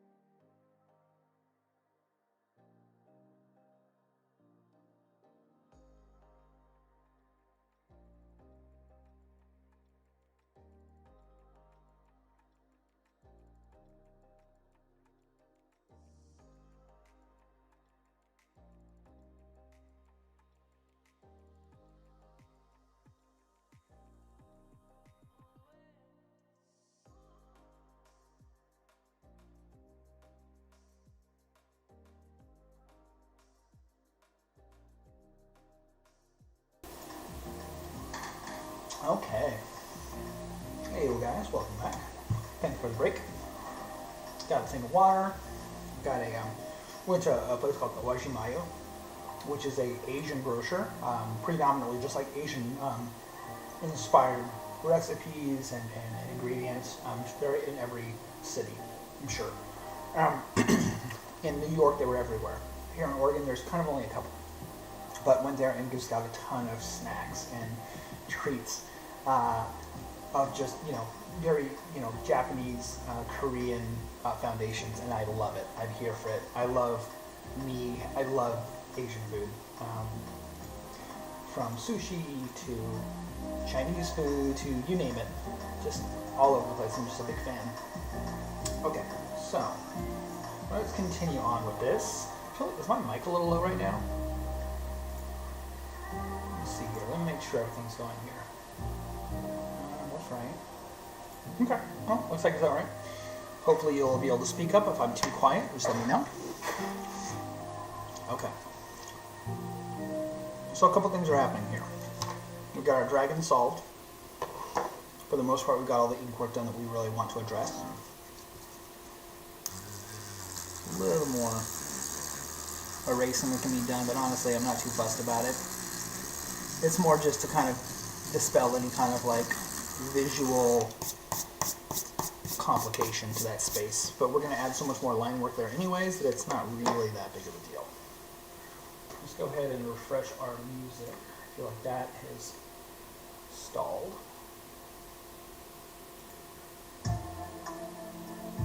Although maybe let's go to something a little less this.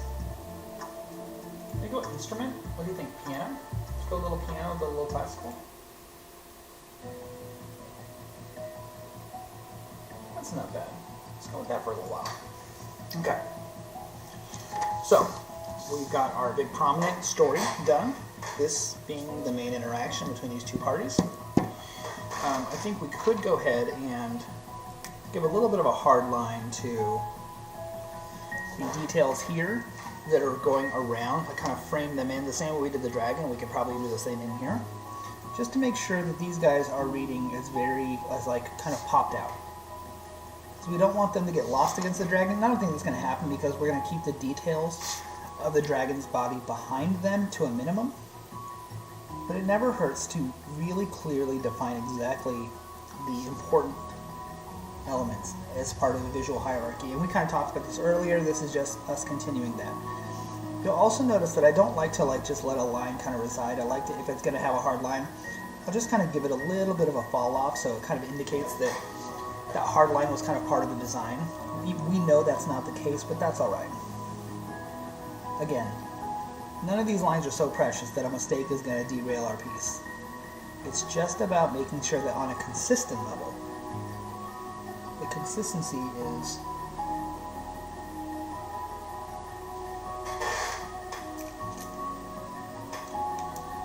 and again, as you'll notice, as soon as we break in these hard lines, those soft lines of the Bic just kind of fall away. It's kind of the magic of doing this technique.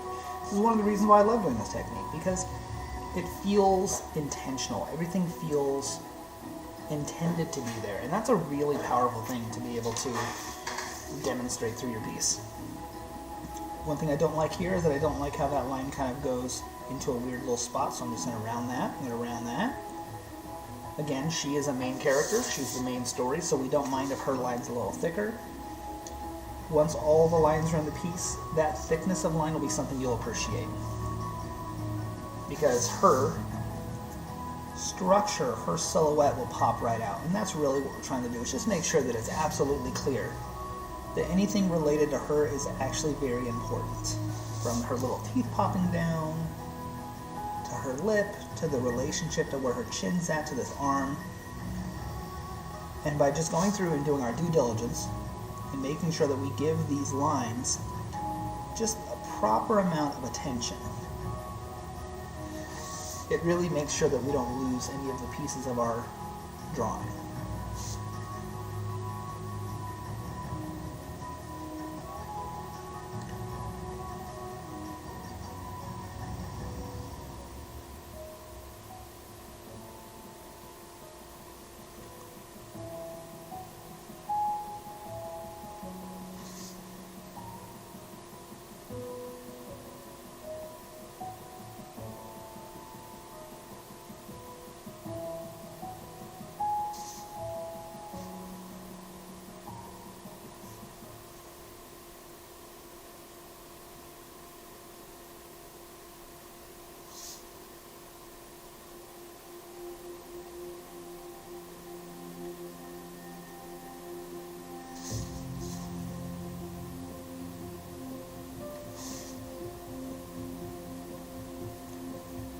most beautiful light popping into our window off to the right here. It's amazing.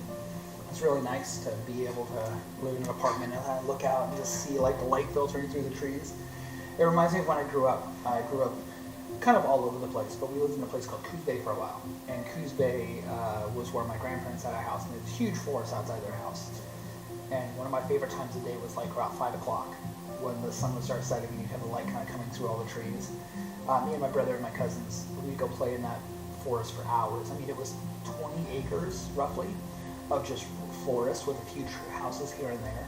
You can see your neighbor's house through the woods, like, 4 blocks up. And it's just one of those things where I've always really appreciated it. I've always loved having that connection to nature, being close by to it. And for me, it kind of helps me feel grounded.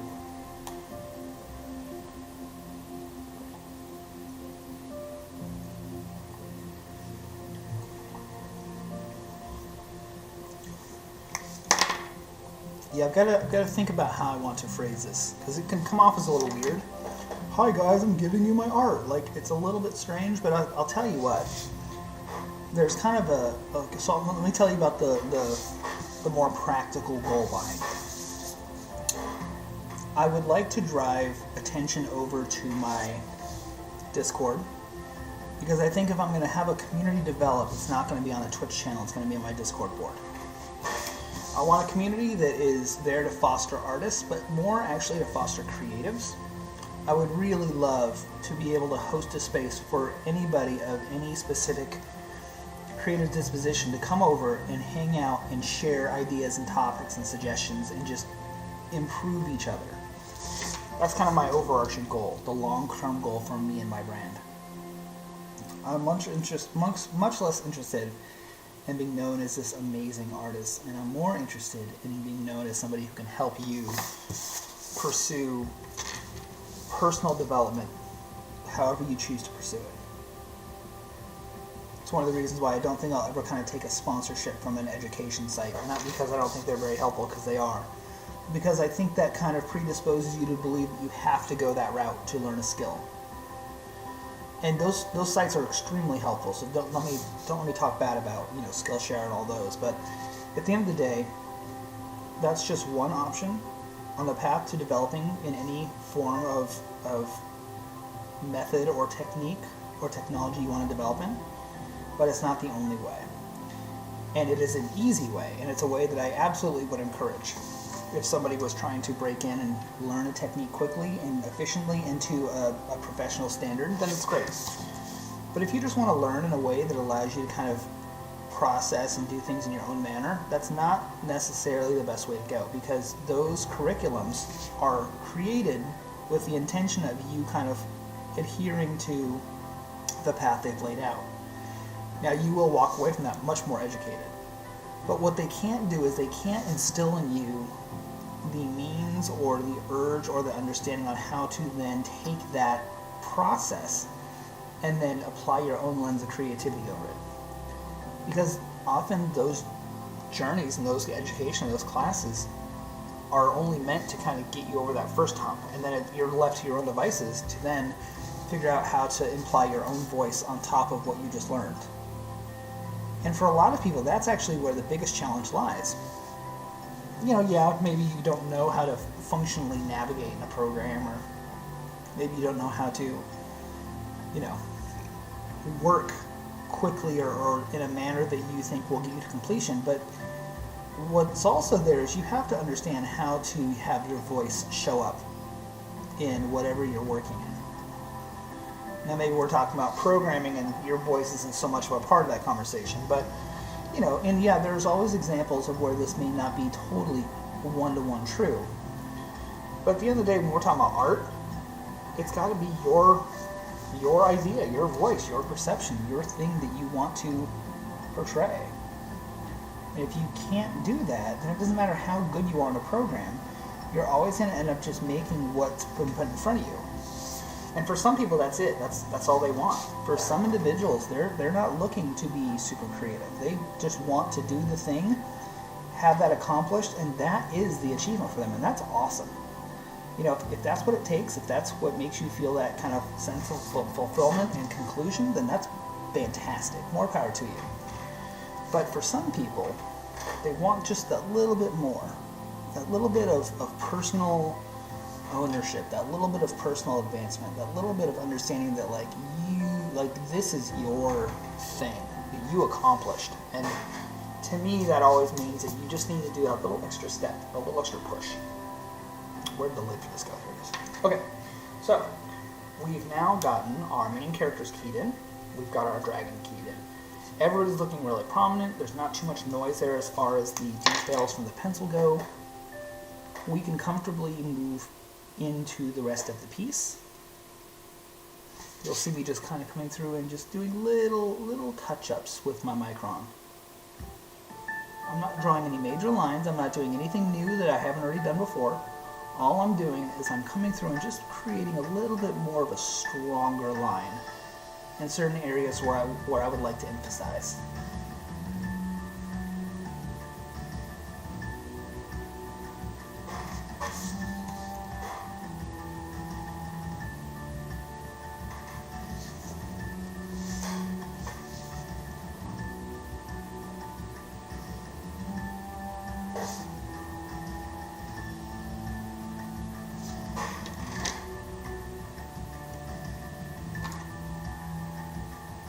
Yeah, that's working out pretty good. Okay. I think we have really solved this core of what we're trying to nail. I'm not too worried about this up here. Maybe I can go ahead and just throw some lines on it, but it's not that important, you know? So let's see.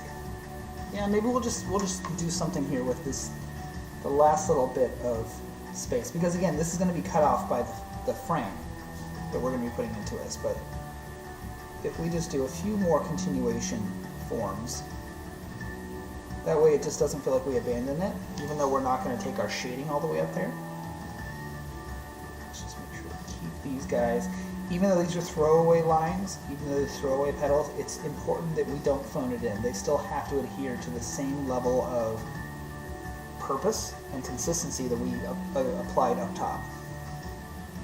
We are going to let these get smaller, and I am going to allow these to actually end a little early so it almost looks like they blend into the form, because that's to indicate that up here it's not so much the flowers encompassing the head, but it's more that these petals are leading into the body, and then there's kind of a flow to the way they kind of flow on the body, almost like a C, like a really extended C. Think of I don't want to say think of the Nike swoosh, because I don't think that's actually very appropriate to the shape, but just it's a consistent hook form that doesn't necessarily have to be resolved, but can kind of insinuate a form in a direction, and that's all we're going to do here. Is we're just going to add in just some of those details, and I think that's good enough up there now. Okay, that area is done. Let's knock out these leaves real quick, because I feel like they're the last kind of vestige of this prominent front quarter of the piece.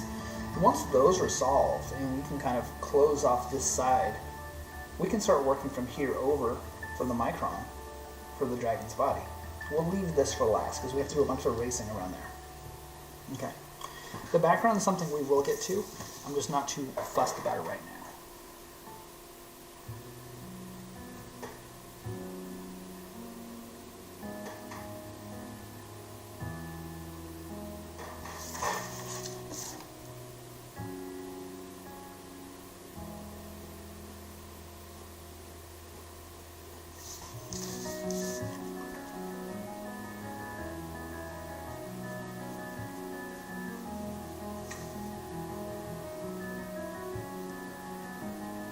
So for painting, I might not even give these guys an outline. For painting, I might give these guys just a solid shape.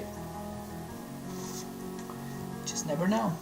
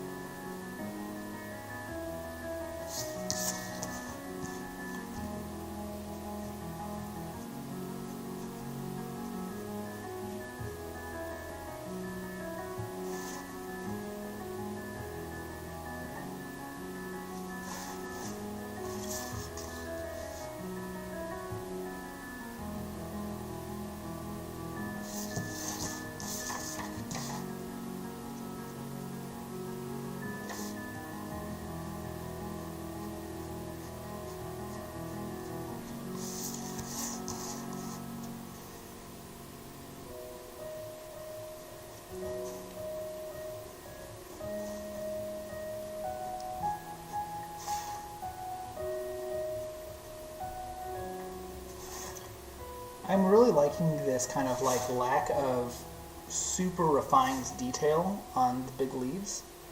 I think it actually makes them feel bigger than they are. It makes them feel more prominent. They could be big leafy bits. They could have really cut-in details, but it's not so important that I have to define it. I don't feel that it makes or breaks the piece by making sure those details are properly clarified.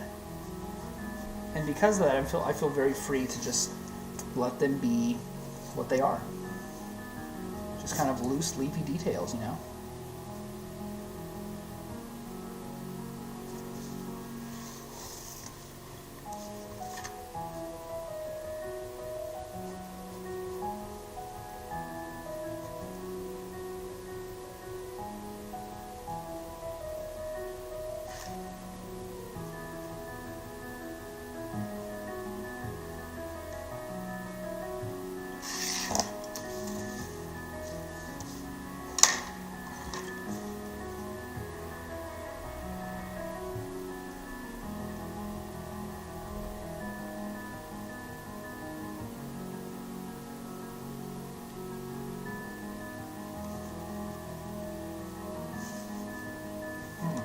I'm also really feeling the music, by the way. This is really nice. So yeah, so I think I feel really resolved in this. So when we get done with the pen and ink work, we're going to go ahead and we're going to put just the pen work online and say, open source, here's a download to the scan. Take this and run with it. If you want to paint on it and call it your own, totally fine. As far as I'm concerned, if you do any kind of work on it, it's your piece. And then ask people to come and post it back on our Discord. And that way we can kind of create this really awesome hodgepodge of different voices through the coloring, through the shading, through whatever method someone, maybe someone wants to make macaroni on it, like macaroni, they glue macaroni, or they do like a collage. That could be super cool. And I'm really big into like seeing other people's voice through the lens that I lay down. Because all we're really doing is we're putting down some kind of loose guidelines for what we feel could be like a really strong piece. Oh wow, I played my wife in fantasy this week and it's a pretty bad crushing. I almost feel bad. I don't quite feel bad, but I almost feel bad. Alright. So let's go ahead and do a strong outline on these leaves to really denote their strength, their presence.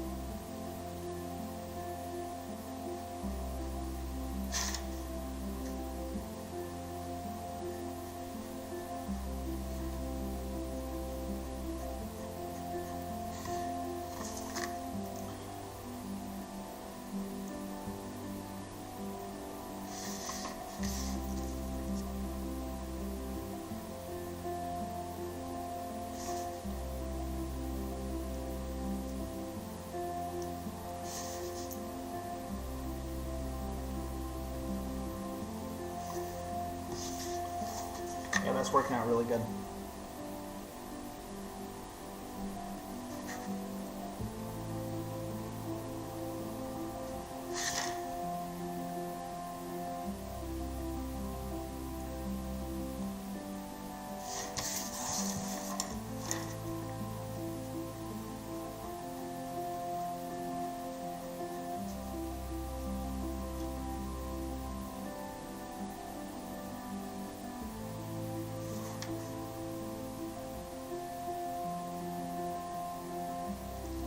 Pretty good.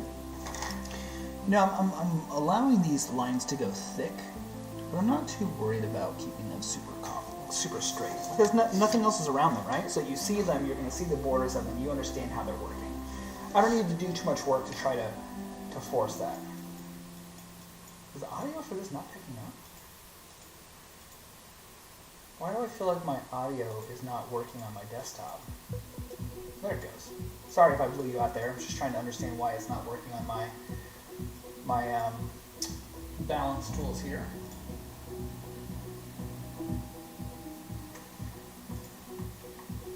looks like it's not putting out any decibels. I don't understand that.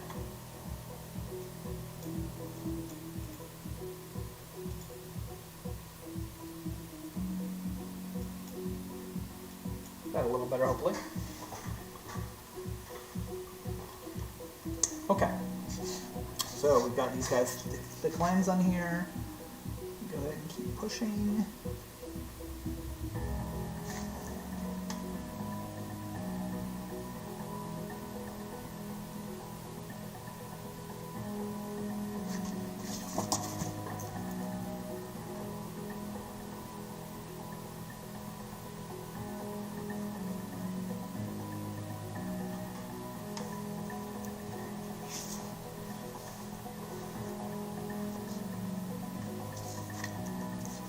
I'm going to make sure these lines just don't kind of fall off out of nowhere. We're just going to take and drag this line down just so it kind of carries on with the bigger border on the outside. It's kind of an important thing, you know.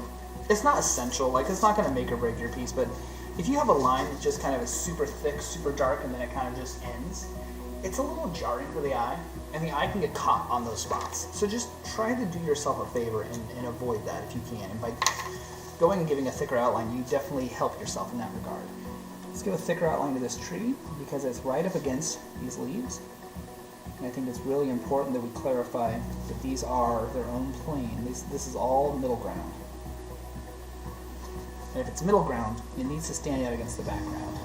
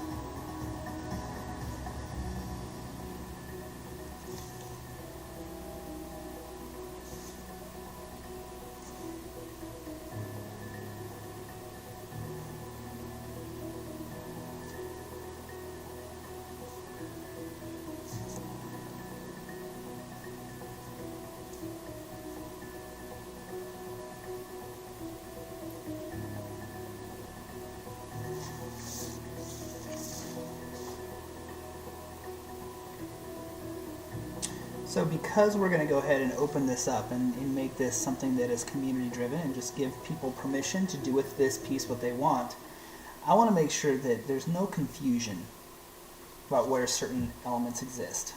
This is almost a courtesy to our viewer and just making sure that they have the best possible lines to work with when it comes to coloring this piece in. I imagine we'll get a few people participating. Because I want to make sure, I want to encourage people who aren't artists to share this with their kids, share this with their family, share this with their friends, share this with anybody who they know likes doing art. And that doesn't have a level requirement. It doesn't have a expectation of quality. I just want to see how you color it. So we're going to make this something that anybody can go and work on. That's kind of the goal here.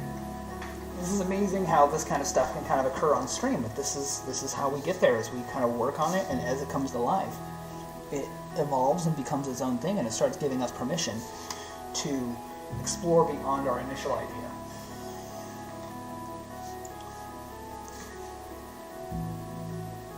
And as we're coming through and we're just adding emphasis to some of these areas we inked with the Bic, as you'll notice, those initial quality and those initial lines have really fallen away. And that was the intent all along, you know. It's about creating visual contrast, but not getting so heavy in the details that we lose parts of the piece. And not getting so precious that we're worried about an errant line here and there. That's not the important part. The reason we're hardening these lines outside of the tree is because the tree is its own object, and these pieces are not going to blend into the tree. What's also fun about this is if I hand this to somebody, they have to then figure out how to communicate these shapes through their colors. Are they going to flatten it out? Are they going to show some bulbousness and some roundness? There's a lot of opportunity here for people to kind of try something different. And in this kind of piece, there's just no saying what anything should and should not be. That's kind of the beauty of it. So let's keep pushing it. I love this idea though. This all of a sudden makes this piece a million times more special to me. The idea that this is going to be the first one that we say, take it and run with it and do with it what you will. Make it your own. You owe me nothing. You owe my crediting nothing. If you want to call it your own, call it your own. If you want to say you got it from me, you can say you got it from me. But make this something that you're proud of. Put it on your fridge.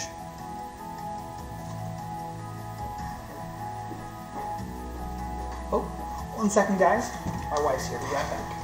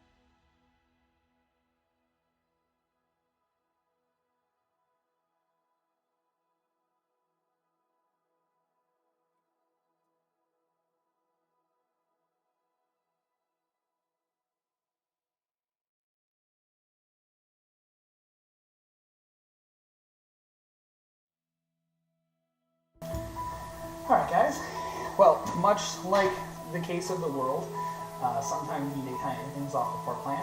I've got a few things I need to go with my wife, as far as chores, before son wakes up. So, if you're still here with me, thank you so much for being here today. This has been an absolute pleasure, an absolute blast. So, we have evolved this piece to be something more than it initially was, and I'm really proud of what we're going to be turning it into. So let me think about how we're going to push this out and execute this to make sure this is available to as many people as I can. If you're here with me, keep in mind that this is a piece that I'll be putting on my social media, and I would love if you can participate in trying to get this into as many hands as possible. Not people to own it and appreciate it, but people to take it and work on it further. Let's see if we can get a whole bunch of people throwing their ideas on it. Consider it a coloring book page for free. Nobody has to pay anything. They can download the full resolution.